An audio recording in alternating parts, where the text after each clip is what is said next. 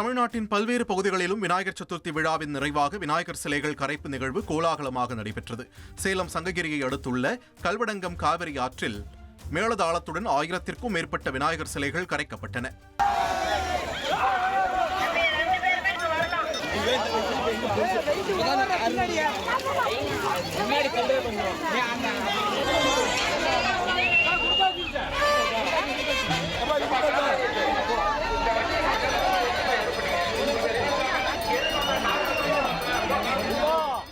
சென்னை ராதாகிருஷ்ணன் சாலை பகுதியில் இருந்து பட்டினப்பாக்கம் கடற்கரைக்கு கரைக்க கொண்டு சென்ற 10 அடி உயர விநாயகர் சிலையானது கேபிள் வயரில் பட்டு சிலையின் தலை கீழே விழுந்ததால் பரபரப்பு ஏற்பட்டது.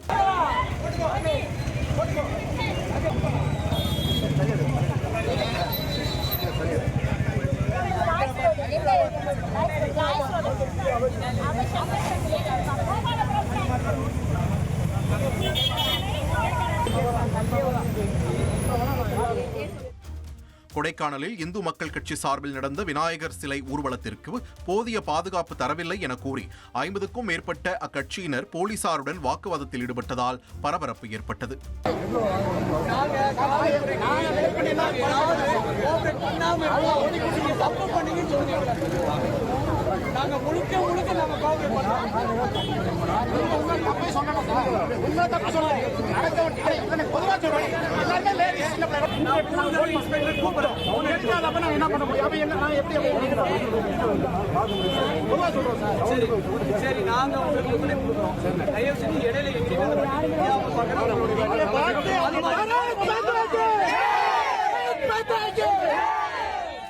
கன்னியாகுமரி மாவட்டம் தக்கலை பறைக்கோடு பகுதியில் விநாயகர் சிலைகளுடன் வந்த வாகனங்களின் மீது ஆபத்தான முறையில் ஆட்டம் போட்ட இளைஞர்களை டிஎஸ்பி அறிவுரை கூறி கீழே இறங்க வைத்தார்.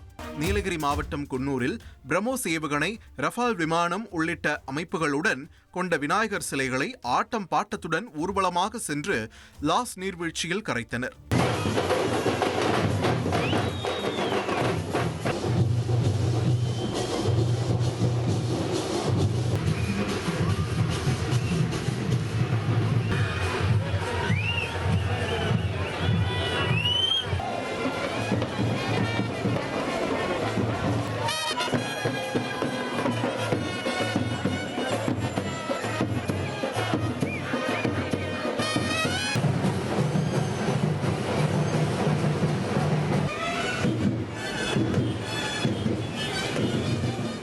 நெல்லையில் மேளவாத்தியங்களுடன் 95 விநாயகர் சிலைகள் உற்சாக கொண்டாட்டத்துடன் தாமிரபரணி ஆற்றில் கரைக்கப்பட்டன.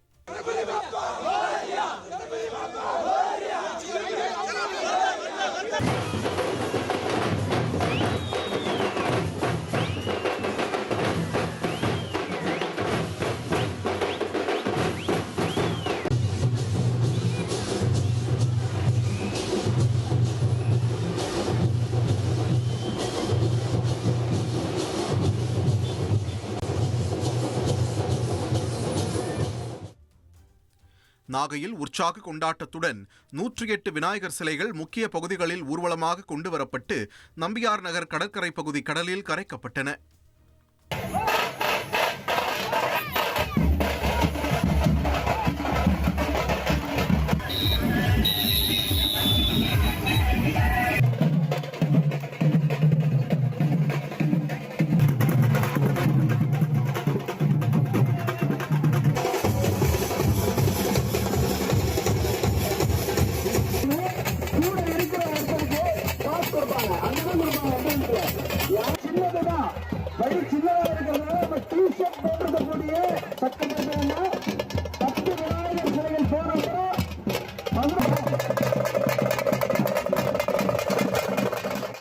வேடச்சந்தூரில் சிவன், பார்வதி, மாரியம்மன் உள்ளிட்ட பல வேடமணிந்த பக்தர்கள் புடைசூழ முளைப்பாரி ஊர்வலத்துடன் 55 விநாயகர் சிலைகள் அடைக்கனூர் குடகன் ஆற்றில் கரைக்கப்பட்டன.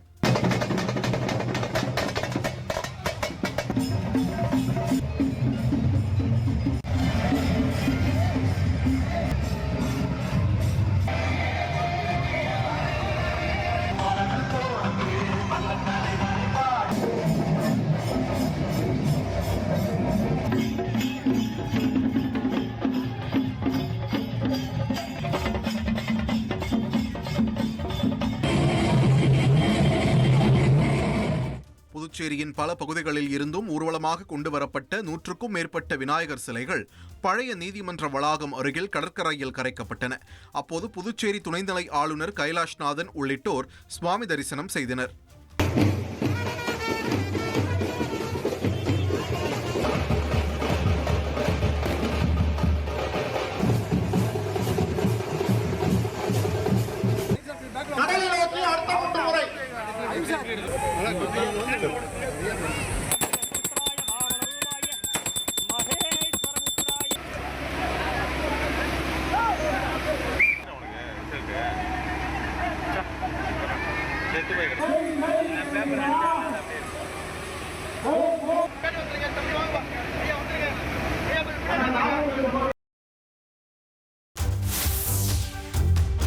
சென்னையை அடுத்த பாலவாக்கம் கடலில் இறங்கி ஆபத்தை உணராமல் இளைஞர்கள் விநாயகர் சிலைகளை கரைத்ததால் பரபரப்பு ஏற்பட்டது. பாலவாக்கம் கடற்கரையில் கிரேன் மூலம் விநாயகர் சிலைகள் கடலில் கரைக்கப்பட்டன. கடற்கரையில் சிறப்பு பூஜைகள், தீபாராதனைகள் செய்த பின்னர் மாலைகள், துணிகள், பிளாஸ்டிக் பொருட்களை எடுத்த பின்னரே கடலுக்குள் செல்ல விநாயகர் சிலைகள் அனுமதிக்கப்பட்டன. கூட்டம் அதிகரித்ததால் போலீசார் கயிறு கட்டி பொதுமக்களை கடற்கரையில் இருந்து வெளியேற்றினர். இதற்காக 500க்கும் மேற்பட்ட காவலர்களும் நீச்சல் தெரிந்த 50க்கும் மேற்பட்ட தன்னார்வலர்களும் பணியில் ஈடுபட்டனர். இதனிடையே ஒரு சிலர் ஆபத்தை உணராமல் விநாயகர் சிலைகளை தூக்கிக் கொண்டு நேரடியாக கடலில் சென்று கரைத்தனர். இதனையடுத்து போலீசார் அவர்களை கண்டறிந்து வெளியேற்றும் பணியில் ஈடுபட்டனர்.